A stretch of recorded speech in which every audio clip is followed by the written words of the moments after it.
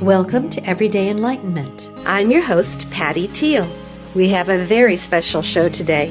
Our guest is Dr. Eben Alexander, the best-selling author of Proof of Heaven, a neurosurgeon's journey in the afterlife. He also wrote Map of Heaven, how science, religion, and ordinary people are proving the afterlife.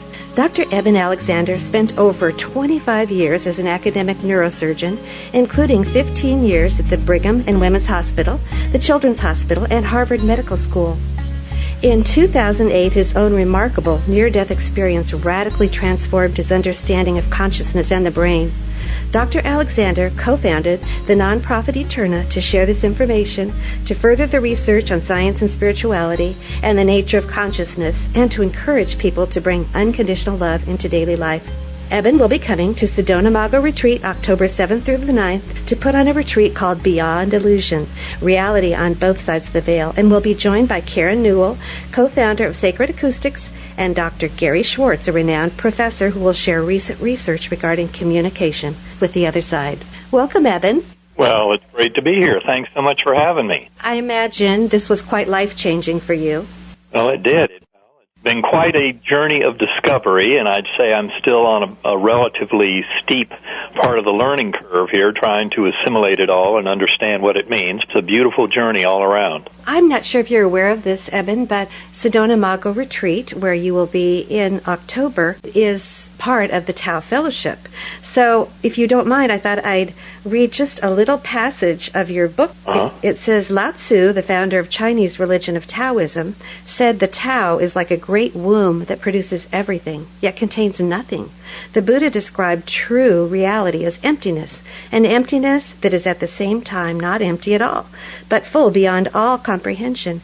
These men were describing the higher regions of the heavens, hence the level of paradox in their utterances is at its highest, for the higher we go, the more paradoxical things become. I thought that was so interesting because it is hard to put some of these things into words. You're very eloquent and are doing a very good job. But well, thank you. It is very difficult to put into words, and I'd say that, in fact, that observation about Taoism and about the universe and about our kind of attempts to look at it is very telling because, in fact, I see one of the primary problems in our conventional science, which in a generic term is best labeled reductive materialism. That is, that the only thing that exists is the material, and the way to understand it is to break it down into the smallest possible parts and then understand the laws that govern those particles and parts and how they interact.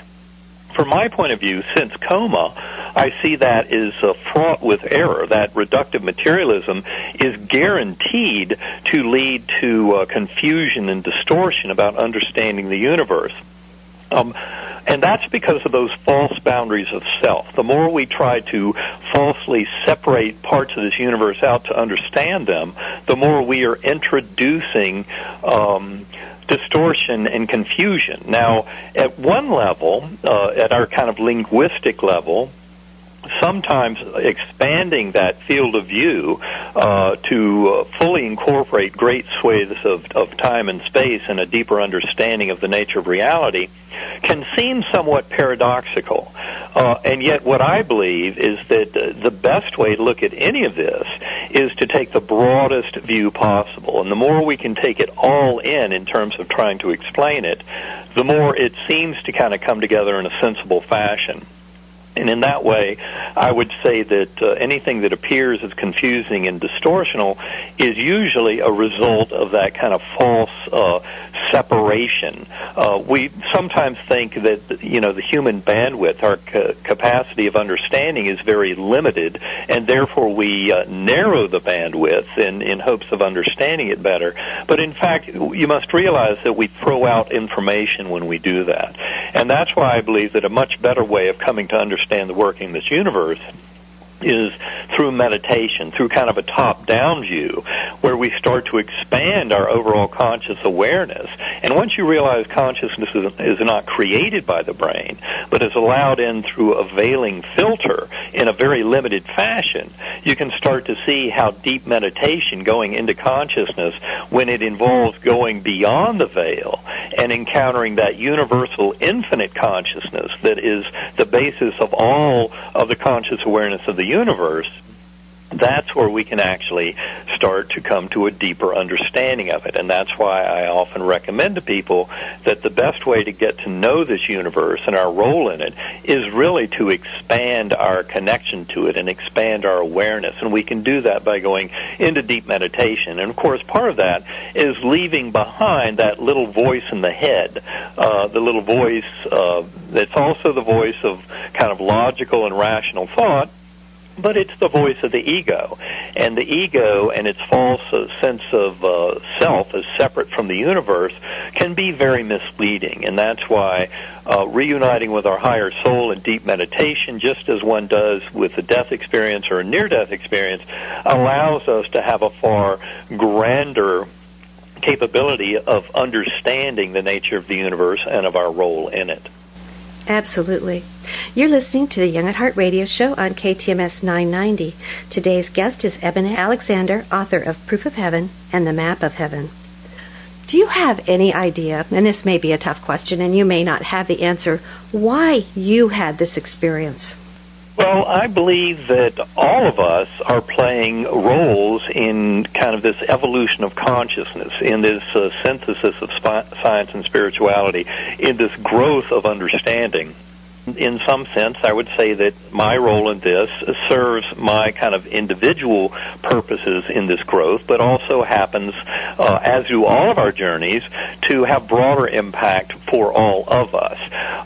I do remember also people would often ask me early on when I talked about my experience, they would say, well, this all-loving God gave you this deadly gram-negative bacterial meningitis, this lethal meningitis, to give you these lessons. I mean, this loving God did this to you? And I would say, no, this was something that was part of my soul journey. I would say the hardships and difficulties in our lives, I've come to see, we select our higher souls and soul groups before we ever come into this incarnation. So in so many ways, this was just kind of a necessary set of steps for me to take in this incarnation for part of my own personal journey of discovery. But just like all of our personal journeys contribute to the grander journey that we're all part of, so does my experience. I have met thousands of souls that are similarly involved in helping to wake this world up. Many of them may not even realize that's what they're here to do. Just like before my coma, I certainly had no clue that that was part of my bigger soul journey, but, you know, I was still having to awaken to it. So I think the best way to look at this is that all of consciousness is evolving. We are all participants in that process, and that even involves many of the naysayers and some of the self-proclaimed skeptics out there that I might argue in my particular case are really pseudo-skeptics, because to be a true skeptic, you must have an open mind. And in fact, as I often say in my talks, the greatest gift in this journey of discovery is a truly open-minded skepticism, and that is not really what some of those who attack me in my story, especially who simply dismiss it as hallucination or something that was made up or what have you, they are all still playing a role in this. We are all part of this awakening, and it takes all sides, although I must say that closed-minded pseudo-skeptics really contribute very little to this. It's the open-minded skeptics, and I had to be my own worst critic and open-minded skeptic after my coma to try and make sense of any of this. Otherwise, I would have just dismissed it all. But my recovery was something that was just too profound to simply ignore. And I think that's one of the greatest lessons that will come to many from this, is that we do have the capacity to heal. And my own healing, as my doctors will tell you to this day, appears to be miraculous. There's no explanation within Western medicine to explain it. And yet I think there are lessons in there for all of us that can have great application in the process of healing. And we can come to see what Western medicine would label as miraculous healing in many more cases as we all come to a much richer and deeper spiritual healing. Because, in fact, I've come to see as a doctor, as a physician, that all of healing, whether you're talking about physical, mental, emotional, what have you, necessitates at the very core deep spiritual healing, and that is something that was part of my coming back to this world, was a very deep spiritual healing that I had to go through. Gosh, thank you for sharing that. I'm going to share a little funny story with you. I have a girlfriend, and we always write each other little cards. And when we're going through hard times, she says, put your hand down, because in her imagination, we're on the other side. Oh, I'll take on that challenge. Oh, I'll do that one. I love it. That's great. That is so true. This is what we're here to do. I think it's another important lesson out of Proof of Heaven, is we need to see that the challenges and hurdles in life, and especially as a doctor, I would say that includes illness and injury, are gifts. They are the stepping stones that allow our souls to ascend. And it's by how we deal with those challenges, if we can manifest for ourselves and for all those around us the unconditional love, compassion, forgiveness, acceptance, and mercy that are the main challenges and lessons that we are to learn now at the current phase in humanity, it brings us tremendous capability of growth. Yeah. So view those hardships and illness and injury as beautiful gifts because they are what enable us to grow. And I think the more we can come to realize this and remember that we are divine, eternal, spiritual beings and bring that love for our divinity and for ourselves and for others into this world, the more we can participate in that grand healing process that unconditional love brings. Oh, you're so articulate. Another very big-hearted friend of mine says, I didn't open up, I was cracked. So I think sometimes, as you said, the hardest experiences end up being expansive and helping you. That is very true, and it's a beautiful gift to realize. And, of course, most people have trouble realizing that in the moment. When you're challenged with, a terminal diagnosis or the loss of a child or some incredibly difficult hardship, it's very, very difficult in the midst of that angst to be able to see it as a gift or as a possible stepping stone in the ascendance of your soul and your soul's journey. But, in fact, when we look back on those challenges, often it can become clearer to us that, in fact, they brought us great gifts that were not so apparent at the time. Mm-hmm. But if we were able to rise to that challenge and grow through it, especially in our manifestation of love and compassion and mercy and forgiveness, then we come to see it as indeed truly an engine of our ascendance and growth. Well said. I think it was Deepak Chopra. I don't want to misquote him, but he believes that when we pass over to the other side, that we create our reality, and what we think we're going to see is what we're going to see. Would you agree with that, or do you have a whole different idea? Well, I would say that in many ways our kind of higher souls and soul groups and the divine have a little more wisdom in all that than we do as individuals here facing our incarnations on this side of the veil, where we intentionally are prevented from knowing all that we can know between lives and when reunited with our higher soul. So in that sense, I would say it's important to have an open mind, but remember that the universe is here to teach us what we need to know. And this is something that often comes up and when I'm in discussion, especially with some of those pseudo-skeptics out there who are just not believers by their nature, because it's important to point out to them that people often have a major course adjustment with a near-death experience. We don't just go in there seeing what we believe in and want to see in advance. Mm-hmm. And my own personal story is a good case in point, because as I discussed in Proof of Heaven, for 8 years before my coma, ever since February of 2000, when I reached out to my birth mother, and those who don't know my story need to know that I was adopted, and because my son at that time was doing a school project in family genealogy, I thought I had to reach out again to the children's home to try and reconnect with my birth mother. I had done that before, never with any success. So in February 2000, what happened was I reached back out to the children's home trying to find out if my birth mother was out there and wanted to communicate with me. And I found out from the children's home that my birth mother was out there, but it was not a good time to come back in her life. And to me, that was, I perceived that with a sense of strong rejection. And it ended up killing in me any hope in the power of prayer or in the existence of a loving personal God That was in February 2000. So I spent the next 8 years of my life strongly agnostic, not believing in power of prayer and in God. And that is something that, of course, was completely reversed deep inside my coma. But look at it from the point of view of there I was, a human being with 8 years of staunch agnosticism, not believing in that God at all. And that's when I had this revelation in my near-death experience. And I also saw much in that experience that was not part of my prior belief system from a scientific neurosurgical standpoint. So these lessons can come to us in profound and unexpected ways, and it's what the universe has in mind to show us to help in our growth and understanding. So I may be misinterpreting your quote of Deepak Chopra there, but I would say that we don't just get what we believe in and what we expect. Mm-hmm. It's important to be open-minded, because the universe can show us things that we never fully believed in before, give us the evidence, and it can often change us from our prior belief systems. Our language can heavily flavor what we bring back to this world and kind of personalize the telling of our stories. But remember that the universe can use those kind of examples and epiphanies and spiritually transformative experiences to help nudge us in the right direction. It's not just what you expect to see, but it does help to be very open-minded about this universe and what it has to offer. Very well said. Could you talk a little bit about reincarnation and soul groups? Well, yes, I think, to me, I often say that the only way to make sense of any of this is to step back and take a broad enough view.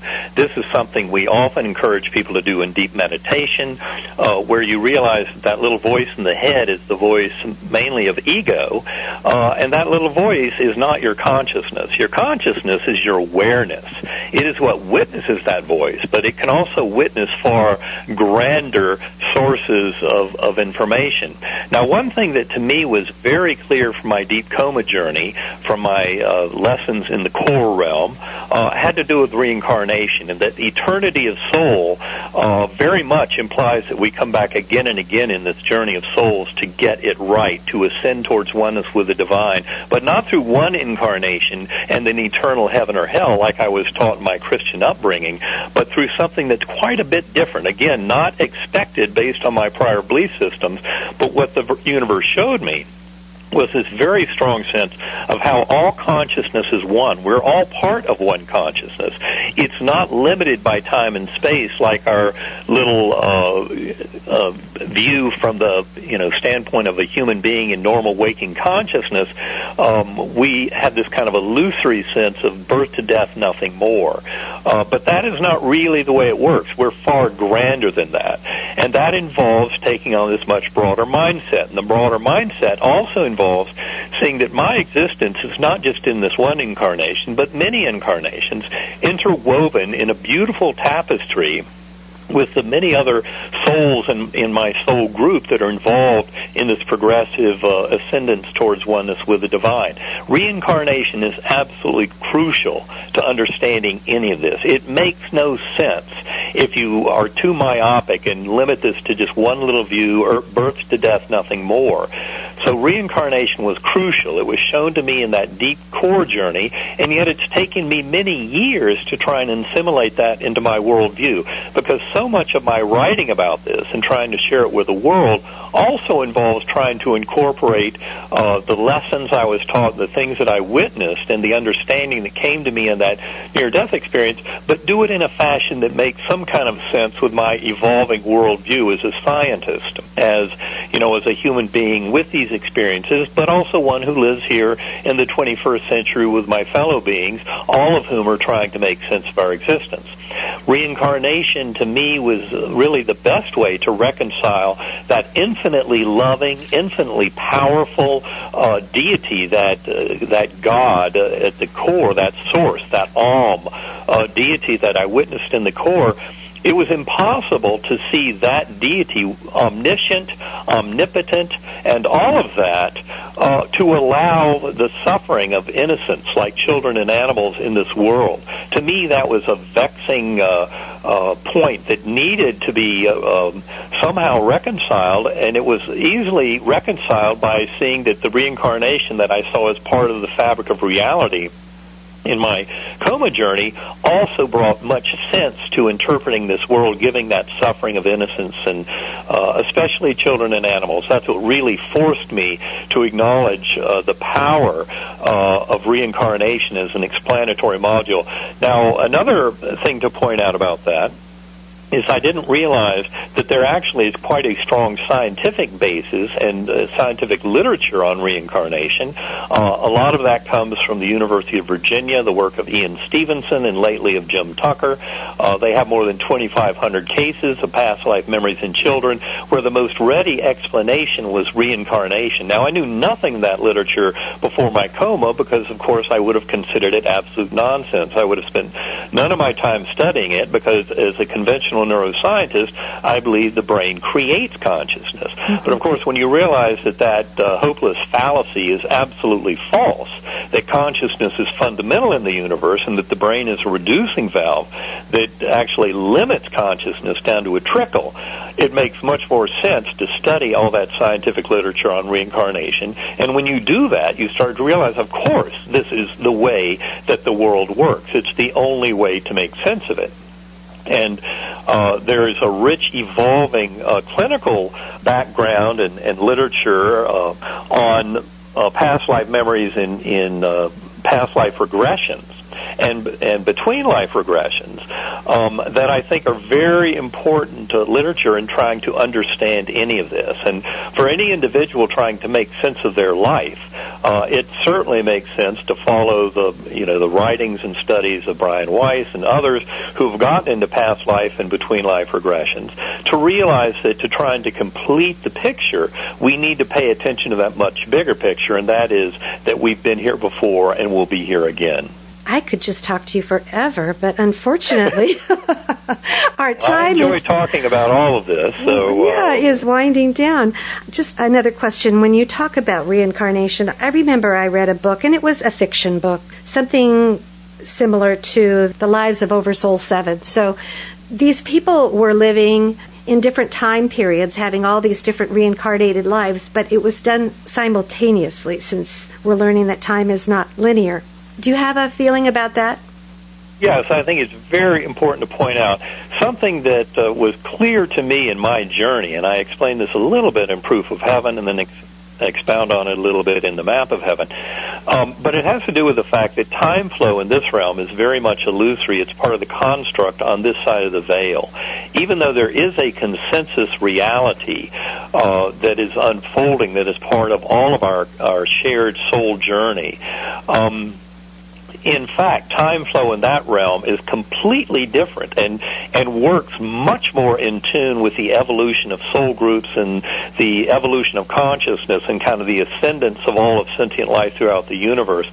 I saw that whole thing as a collapse as I was ascending through these levels and went from the earth for my view up into the brilliant ultra-real Gateway Valley, and from there through the angelic choirs and hymns, ascending through higher and higher levels all the way out to the core realm, the infinite oneness of eternity and infinity. And all through that, what I could see is the the apparent time flow down here in this four-dimensional space-time was very much a construct that helped to set the stage for various souls on this journey. And yet the much deeper aspect, what I call deep time, which is a temporal dimension that allows for the causal ordering of events to enable the ascendance of our soul groups and soul journeys in this much grander version of time flow and causality.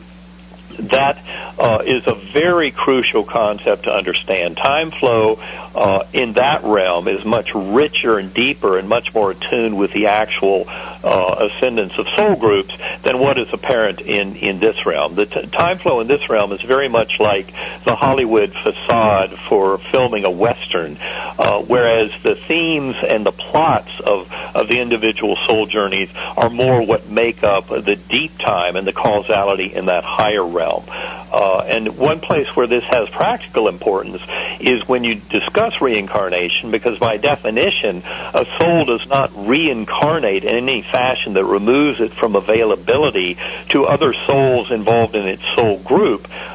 Say, for instance, that reincarnation would never occur before a soul that's part of the soul group makes that final transition over to be welcomed to that realm by that other soul that has not yet reincarnated too early, if you get what I mean. It's important to understand the higher causality involves all of the soul interrelationships and the deep time causality in that realm, and not any kind of sense of reincarnating too early from the viewpoint of Earth time.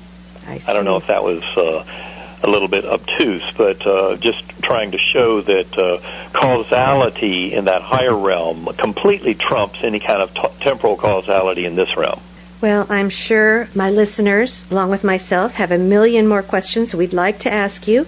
And I want to remind everyone that you'll be coming to Sedona Mago Retreat, October 7th through the 9th, to put on a retreat called Beyond Illusion, Reality on Both Sides of the Veil, and that you'll be joined with Karen Newell, co-founder of Sacred Acoustics, and Dr. Gary Schwartz, a renowned professor who will share recent research regarding communication with the other side.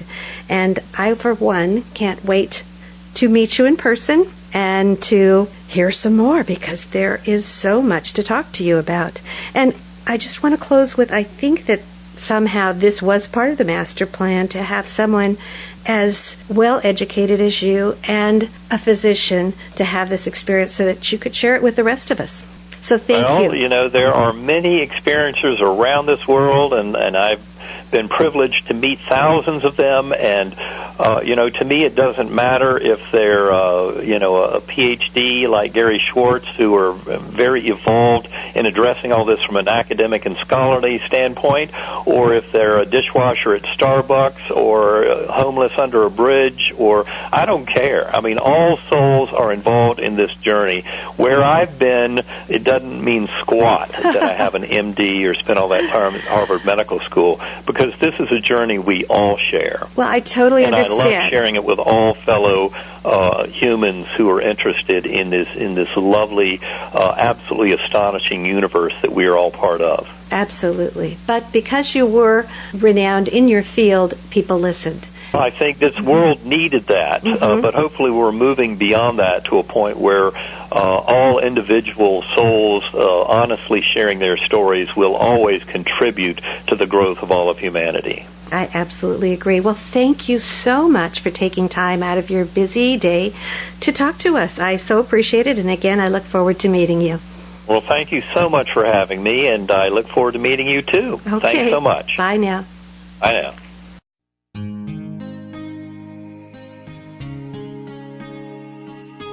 Welcome